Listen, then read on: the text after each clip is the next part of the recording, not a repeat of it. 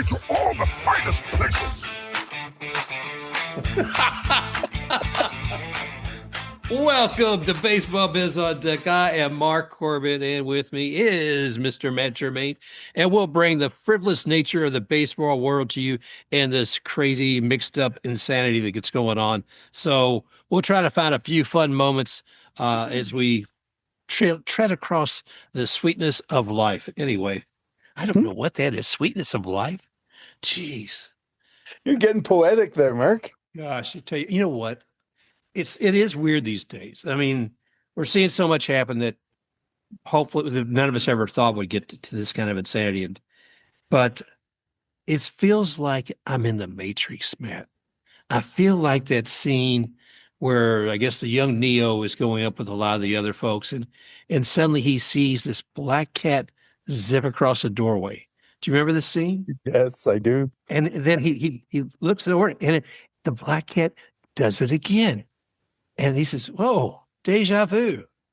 And then the rest of the team turns and says, "What do you mean, deja vu?" That's Black Cat.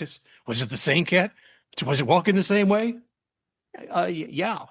That's a glitch. Bad things are going to happen. It's okay. Wow. Well, I feel a bit like a glitch right now, my friend. I tell you what, that black cat keeps walking by the doorway. And one of the things about a glitch is you get to be or deja vu, you get to expect certain things. And God knows in this world today, there's a lot of this I would never have expected. And there's some things that just seem almost inevitable. Sort of like the Rays. That is very true. Oh, well, you know, it's as long as I'm turning that toggle. The thing that I don't want to talk about today is the Tampa Bay Rays Stadium. we know, keep knowing that as I say, well, when they put the shovels in the sand or whatever, there's so much talk on all of that. It's like, okay, click, you know, I start listening to a podcast 2 minutes into it. Oh, sorry. Find another one. Oh, find another one. And because it is a dead issue until it's done. So forget that. There is so much else, though, to reflect on that's good around here and some of the great people that are part of this world. And, you know, we've talked in the past, I know about Roberto Clemente and all that he's done and for Puerto Rico, which is actually a territory of the U.S. And Roberto Clemente 21 Foundation, that's something too, some great work that they've been doing, I know, with Luis Roberto Clemente and some things as far as leadership with kids. But Puerto Rico is one of the places where I guess it's Pool A where they're going to be having the World Baseball Classic. Canada's going to be there, and let's see, I have the other ones written down here somewhere. Puerto Rico, Panama, Cuba, Colombia. So those are some of the folks that are going to be there as well. And, you know, I wondered, Matt, I'm bouncing all over the place, and I do want to come back to Puerto Rico in a moment. I was wondering about Team Canada for the World Baseball Classic. Yeah. Well, Team Canada actually suffered a blow. So one of the guys who had jumped onto the Canadian side of things and was supposed to be an anchor for the Canadian team, Freddie Freeman, will not be playing. I think they stated there was personal reasons and other mitigating factors. I think he was just beat up. Anybody that watched the World Series knows that he left it all in the field. So I don't blame him in the least to get that extra rest and time to kind of heal and get himself right for the season. It's the right call. You would hope that this would happen less often than it does, but you understand that's what he's getting paid for, is to play for the Dodgers, not exactly for Team Canada.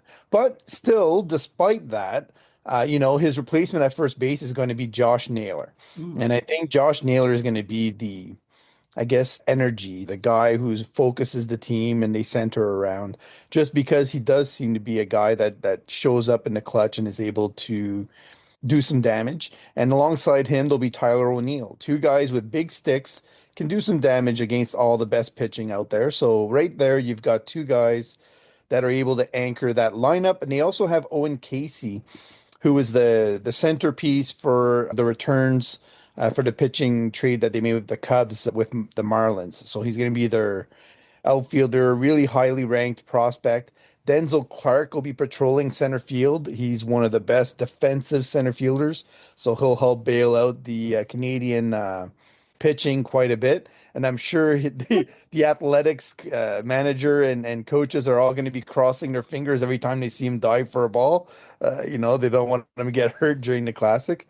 But generally speaking, the roster, it has some consistency. And like I think I've told you before, one of the other positions where they're going to be a lot better off is at shortstop. They're going to get a young guy from the system in Detroit.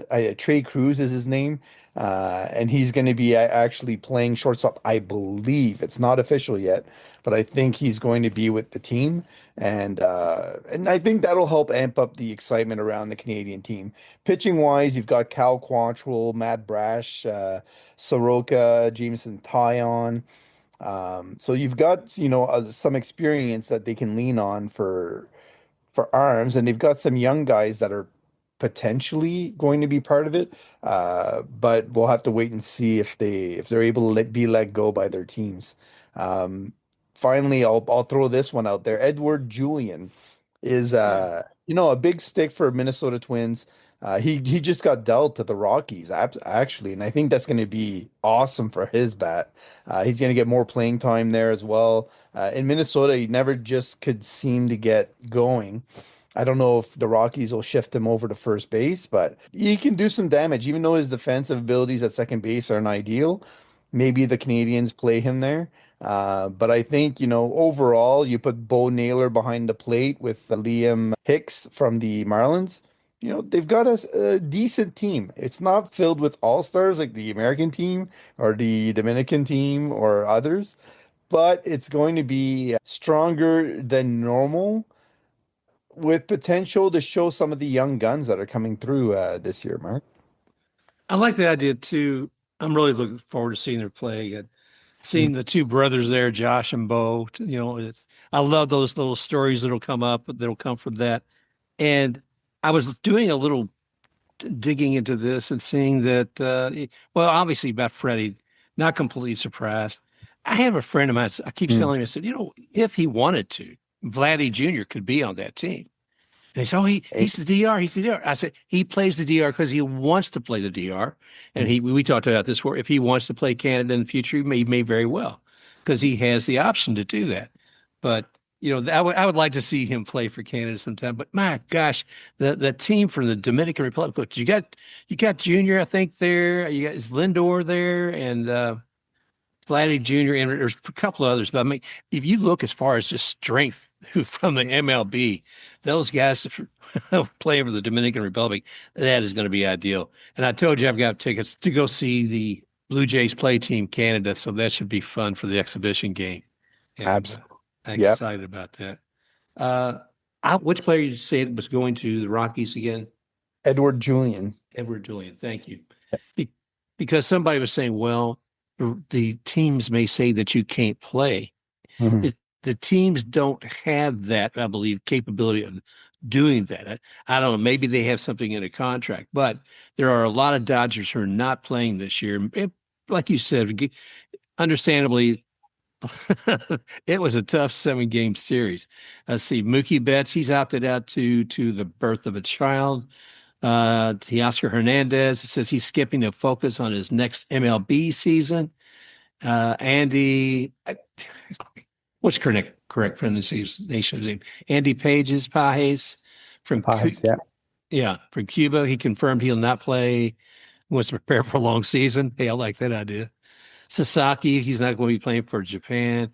Tommy Edman, he's not going to be playing for Korea. He's recovering still from some offseason ankle surgery.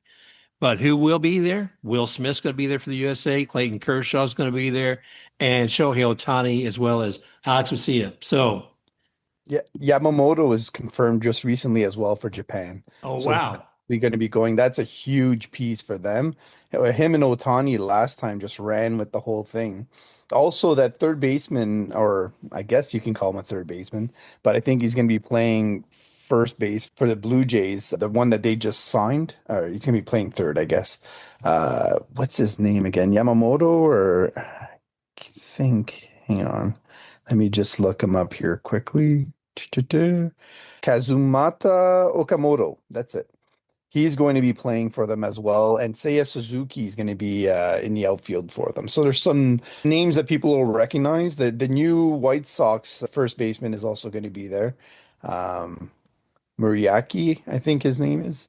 But anyways, I would still put Japan as the favorites Oh yeah. uh, because they have more of their highest talents playing. They seem to really pull through in this kind of setting. Like they get charged up for this. Like they're really amped up.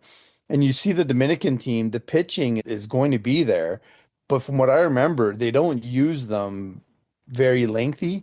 They tend to go into shorter stretches during these tournaments on the Dominican side. And so that seems to hold them back in terms of what they're able to accomplish during these tournaments.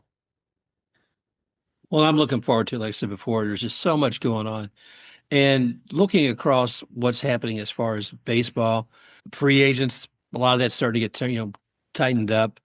We're getting down to where we're seeing more and more players who are even being invited as a non-roster to come to spring training.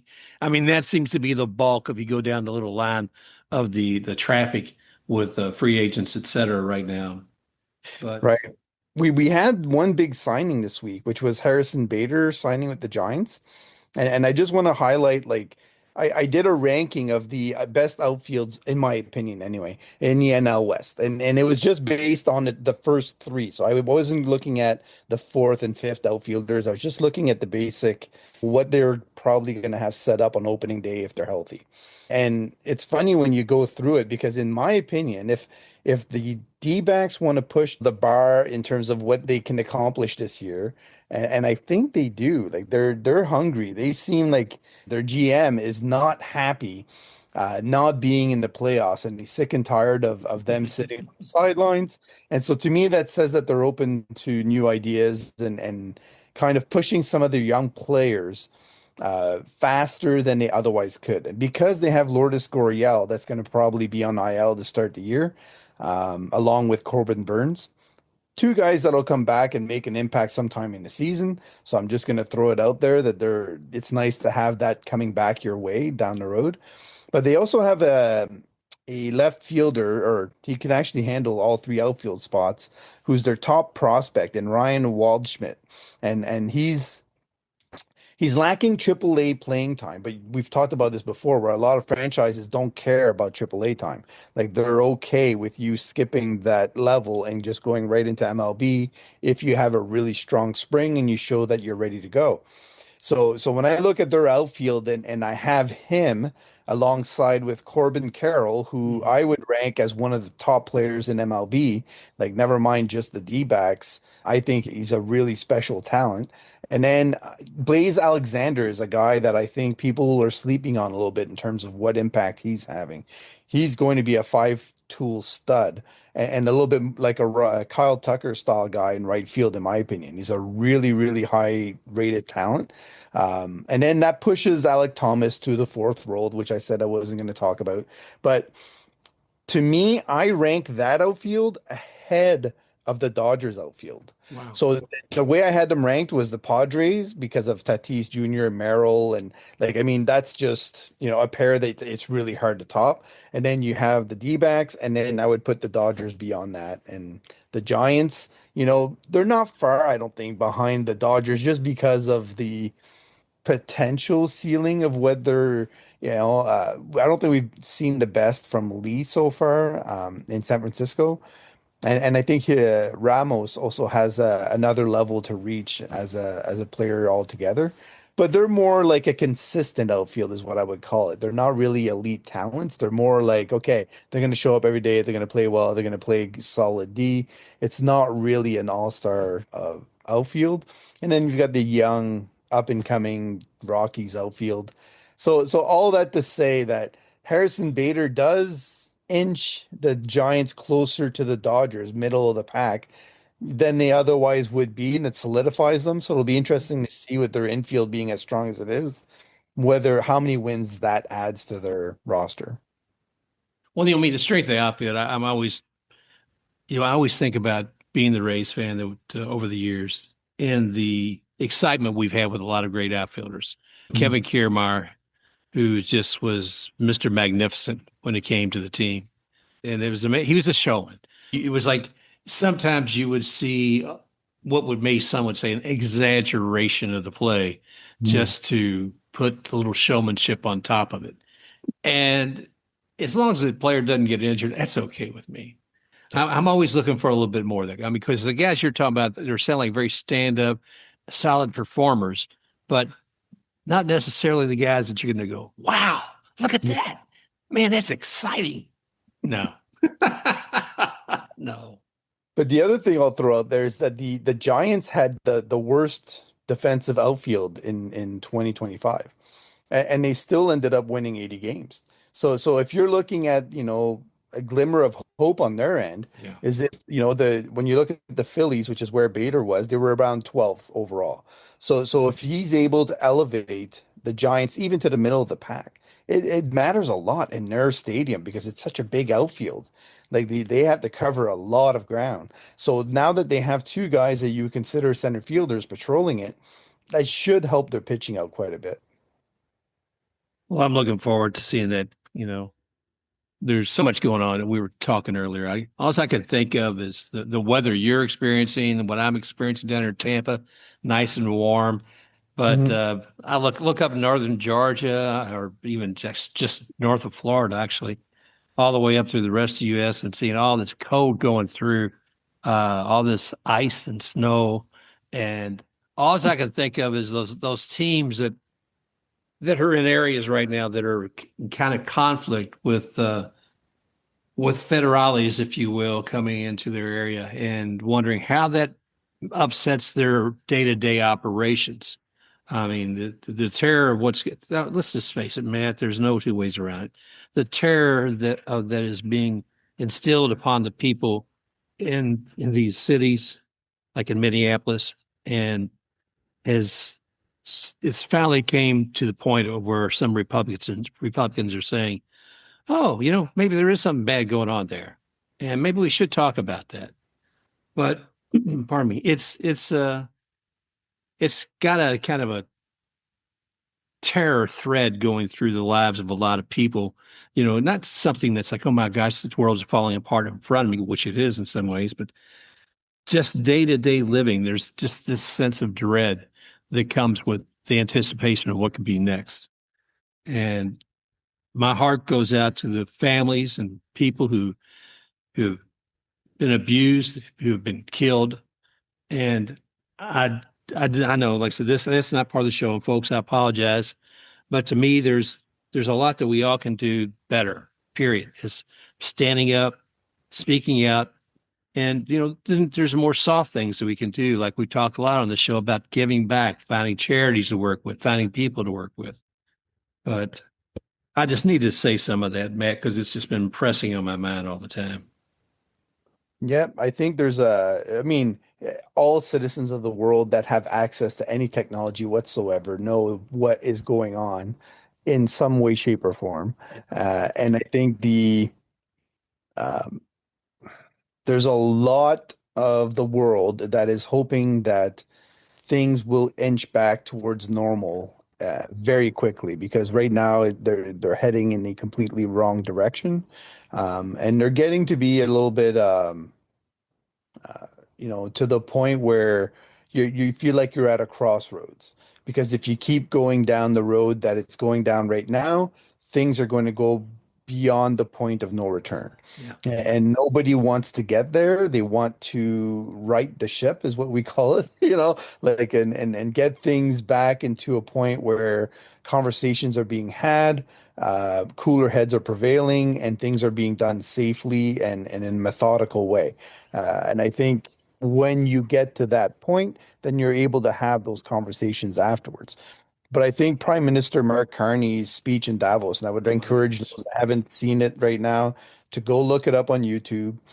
And that is essentially the way that the world views the situation worldwide, not just in the United States, but the whole order of things. There's so many races on right now by people that are extremely wealthy to gain power over large swaths of the world and populations and soil and minerals and everything else, and it's a race by them that is impacting everybody else in this adverse manner. And I think when you start from that point of view, instead of making it left, right, center, middle, between, underneath, over top, who cares?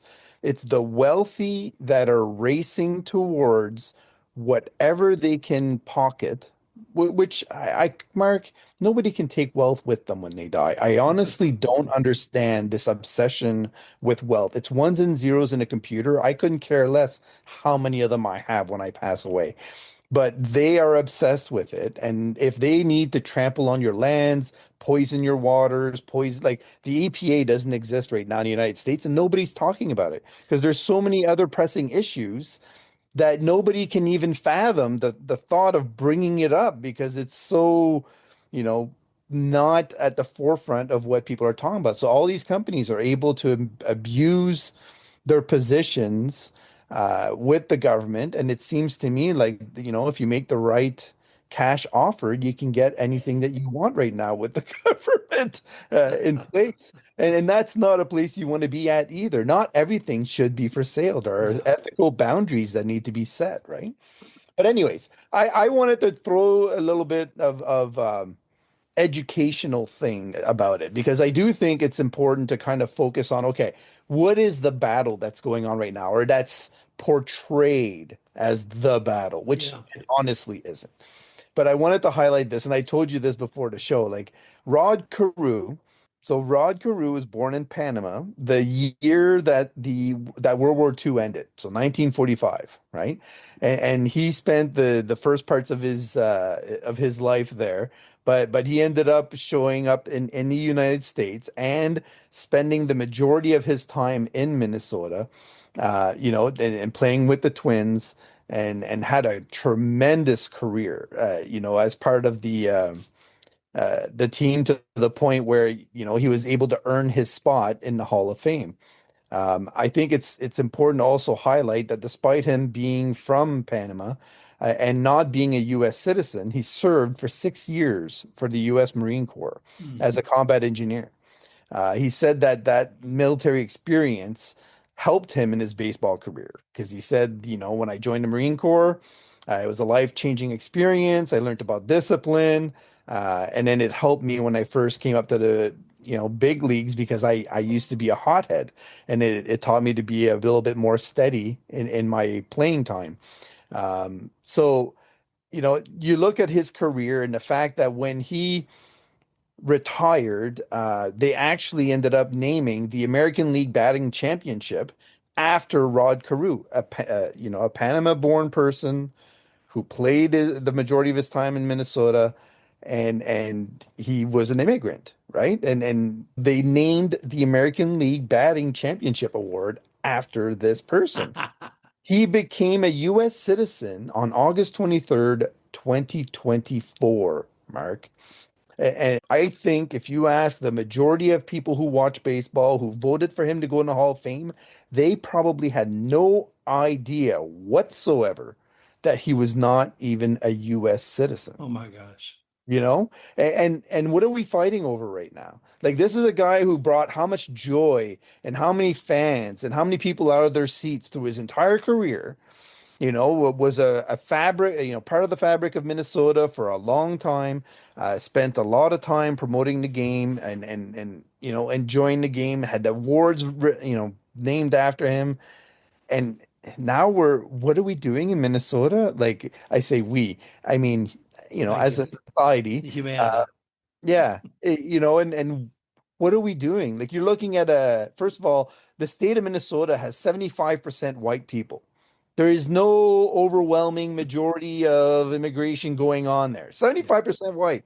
And they are more than opening their doors for these people. They love to open their doors. They're friendly people. They are not evil, loud. I don't know what you want to call it. They're not hostile to it. So this whole thing about, needing to save people from whatever it is they want to spin is not factual.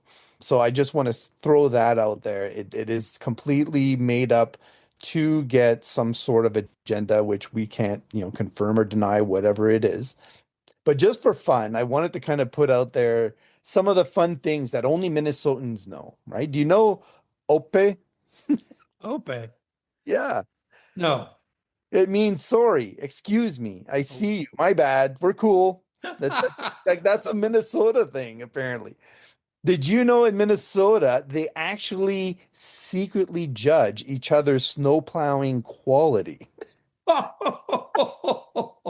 And There's a scale on this. yeah, apparently they'll look at their neighbor and go, "Oh, what kind of job did they do on their plowing?" Like, and judge it that way, right? I don't know if you in Florida, you guys judge each other's palm trees. I don't know, but it would be something similar, right? Oh my gosh. Um, anyways, there's a whole bunch of things that you can learn about Minnesota. You can find out about it. I don't want people to just judge this whole situation.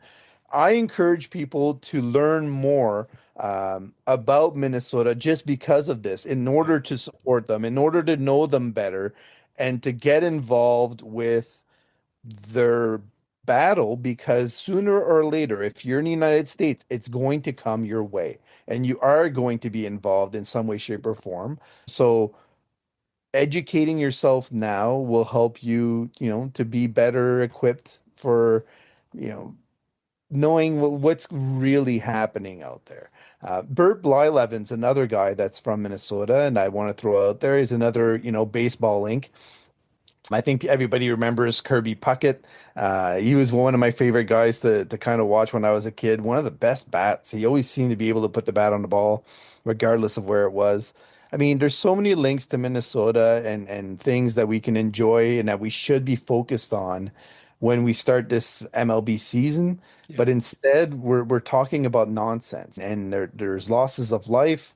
There are a lot of hurting souls, is the way I would put it, Mark. Like people, like I saw an interview with a lady and she was talking about how she helped this lady that was having a panic attack and couldn't breathe, couldn't catch her breath just because she couldn't get over what was happening around her. Yeah. And you could see it in her face, the girl that was being interviewed, just the impact and the fact that she was a 65-year-old lady that was forced to go and do this. And she had to drive a few hours from her town to get involved with this because she felt it was so wrong. She couldn't sit at home anymore. And she had to get involved and put herself in harm's way, really, to make sure that her voice was heard and that she felt that whatever impact that one extra person would do was going to be in place. Even if it was consoling that one lady that had a hard time breathing, at least she had some sort of effect on the situation. So I think each one of us has the ability to do that. It can be by supporting tweets. It can be by watching. There's a video on YouTube you were talking earlier about, certain things. This hour has 22 minutes. Is where I would like to direct people on YouTube. They do some videos which apply directly to that thing you're talking about, where it's a little bit like Groundhog Day, where the same thing is happening over and over and over again. And the guy keeps looking at Trump does a bad thing is the headline on the paper. And then it keeps happening every day. But it's a skit. It's a little bit like Saturday Night Live. And so it's just making light of the fact that things just seem to be happening the same way every day when people wake up and they get in this routine where they just start expecting it. Yeah, yeah, it's a little nasty little loop, and Mhm.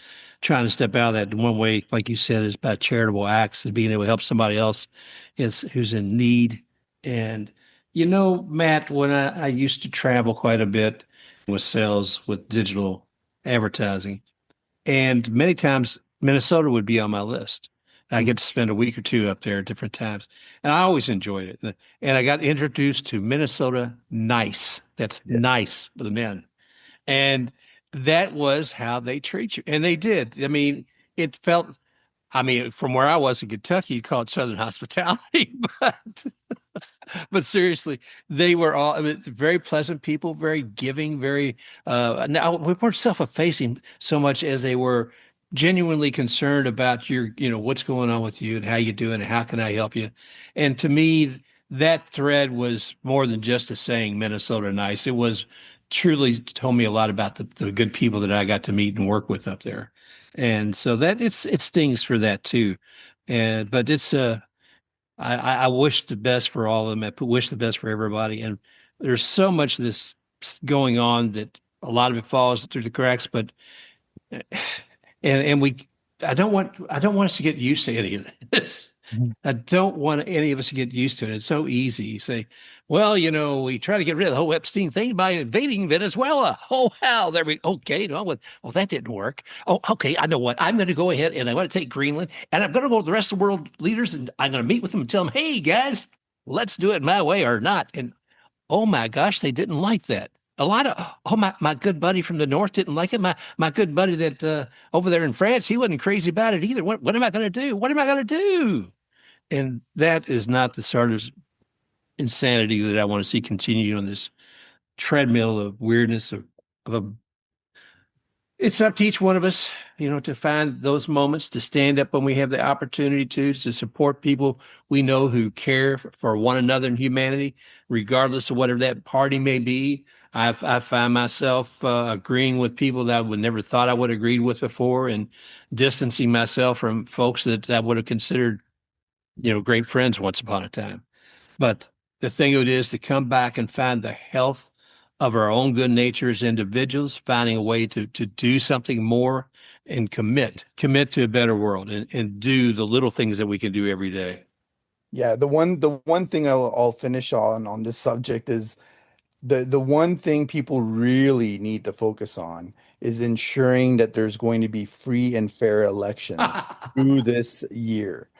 Because that is what he fears the most, what they fear the most, is that they will be replaced and impeached and processed in the way that they probably should be. Yeah. And so that is their fear. So the elections part of it and having your voice heard is important in a democracy. And that this is the year where I think the United States decides whether or not they want to remain democratic. And so that's a huge decision, Mark. That is not a simple one, and it's not as easy as saying, "Oh, I'm going to go out and vote."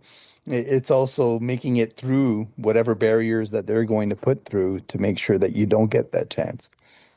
Yeah, and I mean anybody who reads the paper reads the paper. Nobody reads the paper. Anybody who stays in touch with it. Showing your age, Mark. Oh, brother, am I?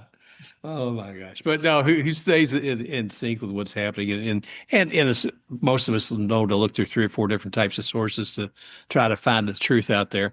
But does see these disturbances. I saw just a blip this afternoon, Matt, about I think it was in Georgia. The FBI is coming down there looking at the voting files there. We've got